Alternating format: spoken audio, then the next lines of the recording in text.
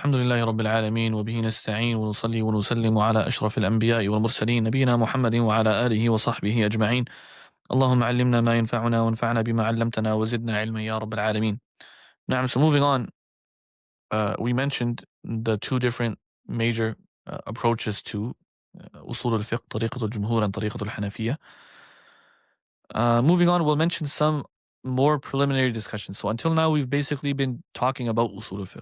So the definition of Usul al-Fiqh, we had the historical evolution of it, the istimdad of Usul al-Fiqh, the benefit of studying Usul al-Fiqh. We had the different methodologies of Usul al-Fiqh.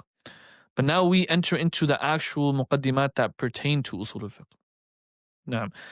اعلم أن منهج الجمهور يعتني بذكر بعض المقدمات المهمة في كتبهم ولعل الباقلاني من أول من فعل ذلك في كتابه التقريب والإرشاد. The manhaj of the Jumhur, they usually mention certain muqaddimat in the beginning of their books. Why do they mention certain muqaddimat in the beginning of their books? If you remember, we mentioned in the last lesson that the manhaj of the Jumhur was compiled by mutakallimun. And this was really debates that were occurring from Mu'tazila and the Ahlul Sunnah wal Jama'ah back and forth. And so because of that, they added kalami rhetoric or preliminary discussions that they felt was necessary to understand the terms that they're going to be using in their books. Now, maybe the first of them was al-Baqillani, meaning we do find in At-Taqrib wal-Irshad he mentions some of these discussions in the beginning. فقد تكلم في مستهله عن تعريف الفقه والأصول والحد والعلم والعقل وأقسام العلوم وطرائق تحصيلها وجوب النظر وغيرها من المسائل. In the beginning he talks about the definition of fiqh, the definition of usul, the definition of had. What does had mean? What does ilm mean? What does aql mean? Different ways to attain them, and وجوب النظر, and so on and so forth. ولما كانت هذه المقدمات غير مذكورة في كثير من كتب الحنفية مع أن بعضها مهمة جدا رأينا ذكر طرف من ذلك بالاختصار. We're going to mention a few of them, not all of it, but just simple or aspects that are necessary or good discussions that a student overall should be exposed to. Now, a lot of Hanafi books don't mention them in the beginning. The ones that are compiled based on طريقة الجمع بين الطريقتين, they do mention them. And from that, we're going to take some of these discussions. So number one, maratib al-idrak. What are the different levels of perception? Idrak meaning to perceive something, to know something. What are the different levels? In this, we start off with defining ilm. Okay. Why? Because the levels we're going to mention are basically as follows. We have ilm, then you have dhan, right? Then you have shak, and then you have wahm,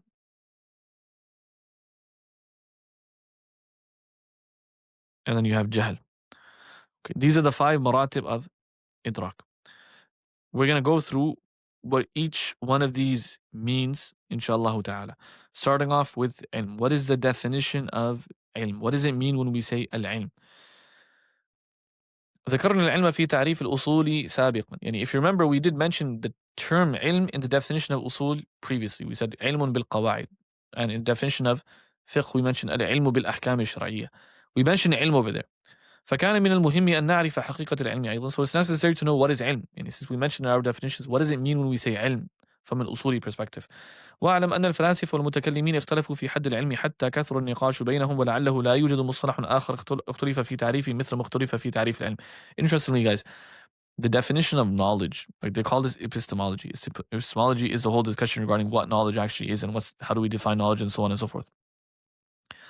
This is something everyone experiences. So everyone experiences knowledge. Every human being experiences knowledge. Yet it is one of the most differed upon terms in terms of the definition by the philosophers, and because the philosophers differed in it, meaning what is the reality of knowledge, they differed in it. The mutakallimun also continued differing in this reality, and they all had different opinions regarding it. وَنَخْتَصِرُ ذَلِكَ هُنَا. But we're going to summarize all of that discussion over here. اعلم أولا أن العلماء اختلفوا في العلم هل هو مما يحد أم لا. Number one, the scholars differed. So the summary of the entire discussion amongst the mutakallimun, I'm going to mention it right now in a very simple manner. And later on, you will find a lot more detail regarding this entire discussion. Number one, they differed. Is it something that can be defined to begin with or not? Okay. القول الأول أنه يحد وهو مذهب الجمهور. The majority say yes, we can define knowledge. The second opinion is that it is actually ضروري. ضروري means it's self-evident, which means that there's no definition for it. We don't define it. It is something which is self-evident. It's something which is known by in of itself. Okay, we don't need to define it using something else. Now, I'm not sure if I mentioned. No, I didn't mention it. So Imam al-Razi has a really interesting argument for proving that. So again, like al-Razi rahimahullah went against Jumhur over here from an Aqli perspective, mujarrad, right? He has a very interesting argument for why he presents or why he determines that it's daruri. We're not going to mention it over here. There's actually a video that we released publicly on YouTube that was taken from the Sharh al-Waraqat course. So the Sharh al-Waraqat course that we have, which is in 45 lessons, there was an excerpt that I took out from that, which is just regarding epistemology. A more detailed summary that we're going to do today right now. We'll send that inshallah in the group. It was a public video, so anyone can watch it. And the entire discussion of epistemology from Sharh al-Waraqat that I taught over there, we released it publicly. And you can go through that inshallah, and you'll find this discussion in more detail than what I'm going through right now. So Al-Razi rahimahullah, he held a second opinion, which is that it is daruri, meaning it's not something which can be defined. But even what we mentioned in Sharh al-Waraqat is not exhaustively going through this discussion. There's so much more detail, ahbab, in this discussion, which we'll learn in the mutawalat inshallah. القول الثالث, number 3, أن تحديده متعسر ولا يعرف إلا بالتقسيم وهو قول الغزالي. So the first opinion is that we can define it. The second opinion is that it's daruri. It doesn't need a definition because it's self-evident. The third opinion is that it can be defined, but it's too difficult to define it. So therefore, we're only going to categorize it. We're going to create categories underneath it, and based on that, we'll define it. Like, now we're going to adopt obviously the opinion of the Jumhur. ثم القائلون بالتحديد اختلفوا كذلك في حده. The ones that said you can define it, then they differed as to what the definition is. Now you have a bunch of definitions. Okay, from these we're going to mention two definitions. Two definitions that are the most adopted definitions and preferred definitions. The first definition, حكم الذهن الجازم المطابق للواقع لموجب. When it comes to knowledge, when do you call, this is really what everything boils down to, when do you call a belief that you have as knowledge that you have? When do you call a belief that you have or categorize a belief as knowledge? Not every single belief is knowledge. So when do we consider it actual knowledge? We say that the belief has to go through a process of justification. Number one, it has to be a belief. So you initially, let's just to make this even broader, you have thoughts that cross your mind. Okay. An assertion that you determine in your mind. That is hukm al-dhihn, an assertion of the mind. The sky is blue is an assertion of the mind. I am hungry is an assertion of the mind. Okay. Zayd is tall is an assertion of the mind. Arabic is easy is an assertion of the mind. Right. You're making a hukum, an assertion, a command, a judgment regarding something in your mind. That's how it starts off. Now, right off the bat, you will understand yourself that some of these judgments are solid, yani they are jazim. Jazim meaning they are unshakable in your mind. And some are not. Like, for example, there's some people, for example, that go like the earth is not round, it's actually flat. So for them, the earth being round, or the earth being round is not actually a hukum which is jazim in their mind. Even if they say, oh, most likely it's probably round, but it could be flat. If they're saying this, then that's their understanding. So for them, that is not a hukum which is jazim. Okay. I say that it is daytime today, for example. That is a hukum in my mind which is jazim. Like right now over here where I'm teaching in Toronto, it's 3 p.m. That means outside we can still see, there's still light outside. Okay. Asr time just entered. So based on that, what are we saying? We're saying that you can see light outside. So it's daytime still. Okay. That is a hukum which is jazim in my mind. Like there's firmness upon that hukum. Not every hukum has to be jazim. Like right off the bat, we say if the belief or the thought that is in the mind of an individual doesn't have jazm, it's not certain, it's not full, it's not fully, he doesn't have conviction upon it, then automatically that is outside the door. I mean, that will not be considered knowledge 100%. So it has to be number one, jazim, which means it has to be certain. However, not every belief which is simply certain in the mind of the one who believes can be considered knowledge. Why? Sometimes you'll have two individuals, they both have certain belief. Like they both 100% believe in something, yet they differ in it. For example, Muslims believe 100% in our theology and our religion. Christians believe 100% in their religion. So in terms of belief, in terms of jazm, they both have jazm.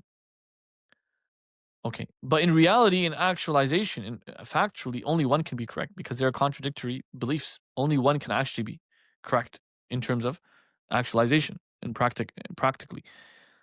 So based on that, they can't both be knowledge. Knowledge is that firm belief which is justified through a process of justification, meaning it becomes factual. It's justified through a process of justification. Now, what is the process of justification?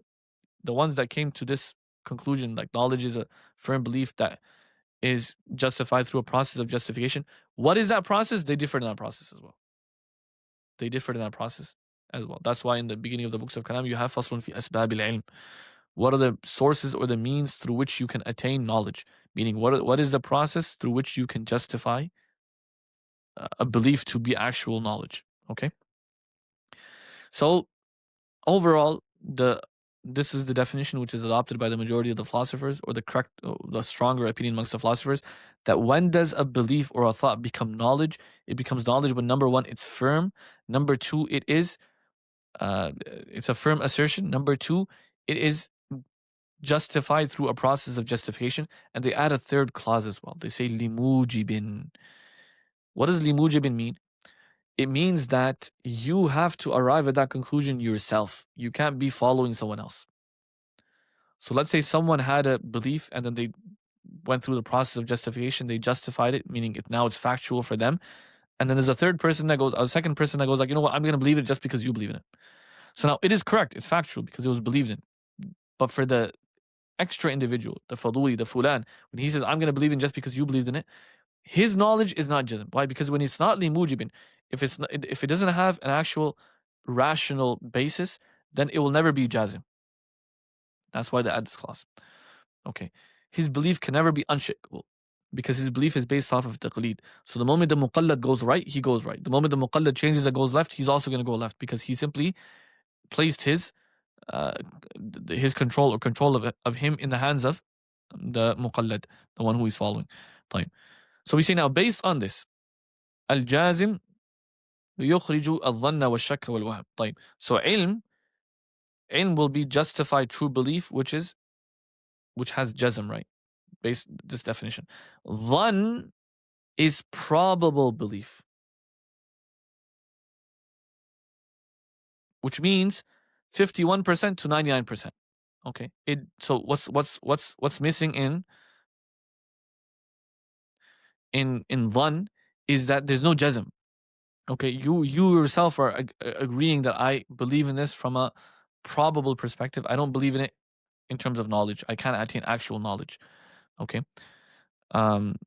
Yes, it is. It's the first definition. There was a question that was asked. Is the first definition synonymous with yaqeen? I have to explain this. Yaqeen is synonymous with al-i'tiqad al-jazim. Al-hukm dhihn al-jazim. It's not synonymous with al-mutabiq lil-waqi'. The Christians have yaqeen upon their belief. The Muslims have yaqeen upon their belief. So yaqeen is not actually ilm. Ilm has a layer even above yaqeen. Okay, someone can have yaqeen upon something which is actually wrong, non-factual. Yaqeen simply means they have jazm in their belief. Ilm is a layer above that, which is that it's not only jazm in their belief, but it's justified through a process of justification as well. So no, yaqeen is actually not ilm according to the first definition. Sometimes yaqeen can be used in the meaning of ilm. So this has to do with istilahat, mustalahat. Sometimes they're used interchangeably. So sometimes yaqeen can be used in the meaning of ilm.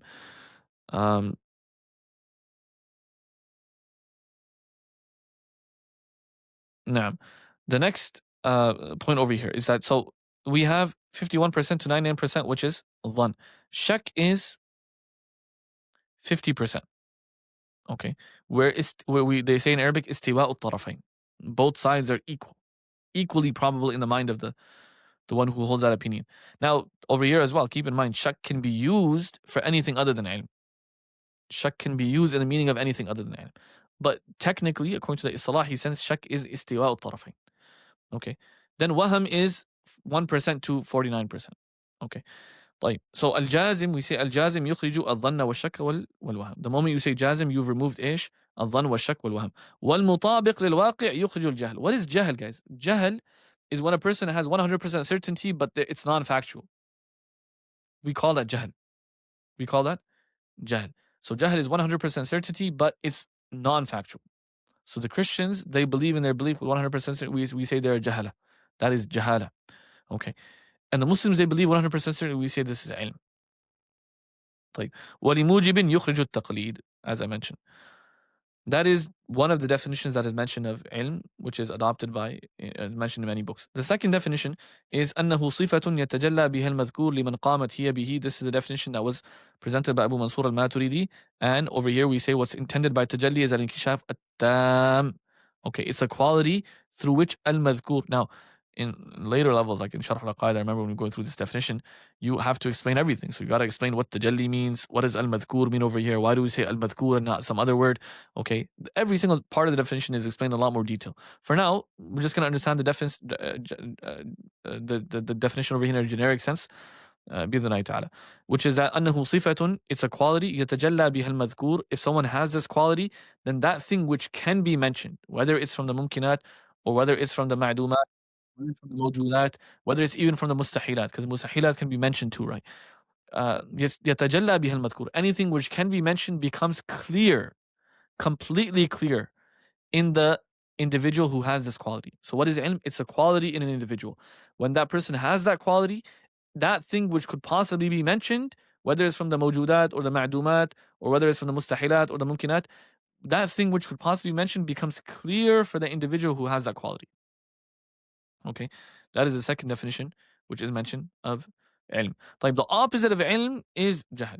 Jahl is the total opposite, which is that you have certainty, but it's the complete opposite of, or it's not factual information, it's non-factual. طيب, we say وبعد ذكر العلم نذكر ما يقابله وهو الجهل. The total opposite of ilm is jahl. والجهل قسمان. Jahl is actually of two types, بسيط and مركب.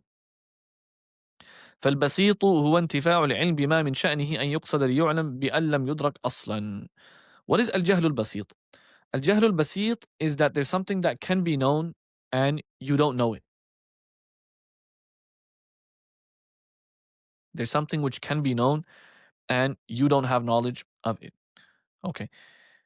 That is jahl basit. As for jahl murakkab is what I said, which is to have certainty regarding something, which is total opposite of actuality. فهو إدراك شيء على خلاف هيئته في الواقع. Having certainty regarding something which is in total opposite of actuality. These are two definitions. There's one, like I mentioned, one definition for murakkab and one definition for basit.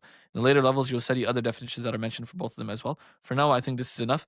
We don't want to elaborate on this more and beyond the discussion we're having over here. طيب, مراتب التصديق. Now, what are the levels of التصديق? So, التصديق is where you assert something, assert one thing for another thing. Okay. What are the levels of التصديق? We say قد ذكرنا العلم وهو أرفع مراتب التصديق أما المراتب التي دونها وفوق الجهل فهي. We mentioned al-ilm, that is the greatest level of tasdeeq. As for the levels that go after or come after ilm, that are lesser than ilm, they are al-dhann. What is al-dhann? تجويز أمرين أحدهما أرجح من الآخر عند المرجح. Dhann is that there's a possibility of two things, but one of them is more probable compared to the other. So again, 51% to 99%. This is all تقريبا للفهم. Okay. Obviously, in the later levels, inshallah, you'll study a lot more detail regarding each of these terms. Number two is الشك هو تساوي النسبتين. Okay, there's no tarjih, it is literally equal 50-50. Al-wahm وهو طرف المرجوح, which will be 1% to 49%. طيب, this is the maratib of at-tasdiq. So we have ilm, we have dhann, we have shak, we have then we have wahm, and then we have jahl. Based on this, ahbab, when we say ilm in the definition or the terminology of the usuliyin and the mutakallimin, when we use the term ilm, what they are referring to is not simply any knowledge. Okay. As a mustalah, they're referring to a very specific term. They're referring to concrete knowledge that can be imposed upon another individual as well. And because of that, sometimes there is a misunderstanding that happens regarding certain discussions that are held in the books. Like, for example, you're going to study in Usul as well as Usul al-Fiqh. This discussion comes.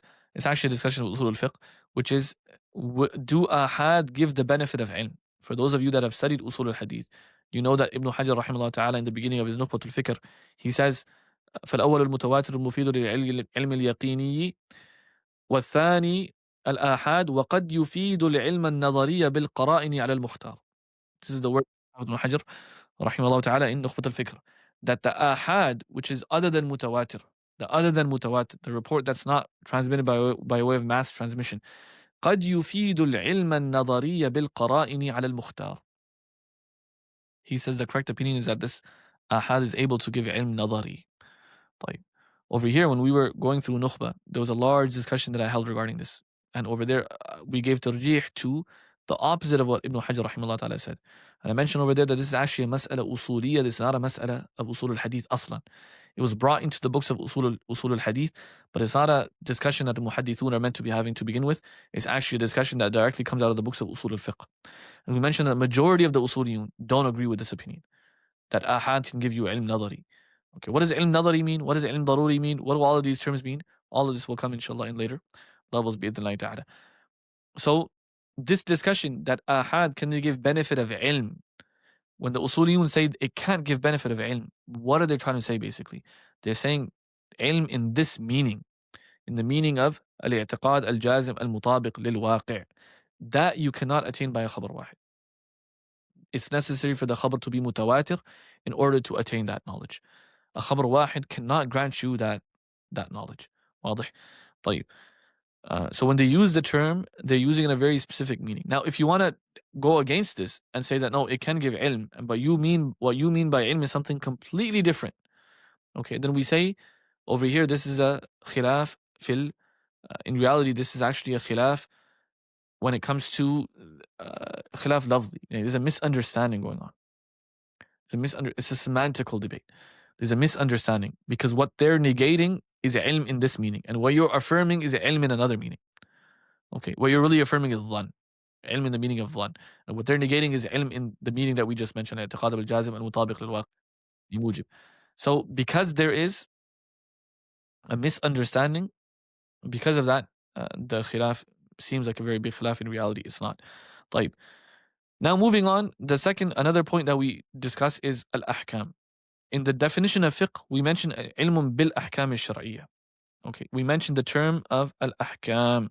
Okay, so we have to understand, what does it mean when we say ahkam aslan? What is a hukm? What is a hukm? Okay,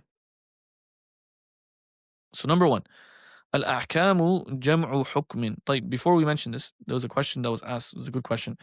Is that, would it be correct to say tasawwarat are not included within ilm under the first definition, but it would be under Imam Maturidi's? Now, so if we say hukmu al-dhihn al-mutabiq lil-waqi', then yes, tasawwarat will not be included unless you understand a hukum in a more broader sense. So now the question becomes, what do we mean when we say hukum? So the correct understanding over there is that the first definition that I mentioned, which is hukmu al-dhihn, this is a very good point, that a question that was asked, Jamil. The definition that we mentioned over here, hukmu al-dhihn, right? Hukm al-dhihn, some have defined this, or instead of saying hukm al-dhihn, they say al-i'tiqad. And al-i'tiqad can divide into tasawwur and tasdiq. So based on this, right, tasawwurat also are included in ilm. It's not that they're not including in ilm. So tasawwurat, technically, according to both definitions, should be included in ilm. It's just, how do we define hukm al-dhihn? But this is good, because normally the definition we're going to give for hukm right now is not in line with how you would define hukm al-dhihn over here. So you can actually replace hukm al-dhihn over here with al-i'tiqad altogether, and the definition would work possibly better, just to avoid that confusion. Jameel. طيب, now, since we're talking about ahkam, what is a hukm according to the terminology of usuliyun? What is a hukm according to the terminology of usuliyun? طيب, we said الأحكام جمع حكم وهو إسناد أمر إلى آخر إيجابا أو سلبا. We already explained this. What is ahkam? Ahkam is a plural of hukum. That is to assert one matter to another, either in affirmation or in negation. Right? So you say Zaydun qa'im, that is a hukum. And likewise, saying Zaydun laysa biqa'im is also a hukum. In both of them, there is an assertion taking place. As for us saying only Zayd, that will not be considered a hukum لعدم وجود الإسناد, because there's no assertion taking place. What are the types of hukum? So we say there are three types of hukum: Shari'i, Aqli, and Aadi. الحكم ثلاثة أقسام: شرعي وعقلي وعادي. أما الشرعي فهو ما كانت النسبة فيه مستفادة من الشرع، كقولنا الصلاة واجبة والقتل حرام. يا سلام. What is الحكم الشرعي? الحكم الشرعي is where that assertion that is being applied. Remember we said there's an assertion, isnad. You're commanding one thing upon the other. Where is that assertion coming from? If we say the mustanad, meaning the foundation, the dependency of that assertion is upon Sharia, is upon Nas, is upon Shara', then we call that a Hukm Shari'i. Okay? Like for example, us saying as-salatu wajiba. What teaches us this connection between salah and wajiba? Where are we attaining this from? We're not attaining this through our aql. We're not attaining this through anything else. We're attaining this through ish? Shara'. Okay. So as-salatu wajiba is a حكم شرعي. طيب وأما العقل فهو ما كانت النسبة فيه مستفادة من العقل كقولنا الكل أكبر من الجزء والجزء ليس بأكبر من الكل. As for the حكم عقلي, that is where the istinad or the isnad, the حكم that we're affirming, the assertion that is coming, it's based off of a rational deduction, rational understanding. Okay, like for example, us saying الكل أكبر من الجزء, the whole is larger than the part. The whole of something is larger than a part of that same thing. Okay, this is a rational conclusion. Okay, even though it's badihi, meaning it's immediate. Okay, it's from the awlawiyat. We call this the awlawiyatin, from in a logical sense. However, it's something which is purely logical. Sharia does not teach us al-kullu akbar min al-juz. We don't need the Sharia. The mind alone can arrive at that conclusion as long as it knows the definition of each part. It knows the definition of kull, it knows the definition of akbar, and it knows the definition of juz. That is a condition in order to arrive at this conclusion. طيب, the ahkam aqliya now divide into three categories. وأقسامه ثلاثة: الوجوب والاستحالة والجواز. Okay. أبو البركات المالكي, he says in الخريدة البهية: أقسام حكم العقل لا محالة هي الوجوب ثم الاستحالة ثم الجواز ثالث الأقسام فافهم ونحت لذة الأفهام. يا سلام. The three categories. What are the number one is الواجب العقلي. When do we say something as الواجب العقلي? ما لا يتصور في العقل عدمه وهو الله تعالى. Okay. You cannot conceptualize the lack of it in the mind.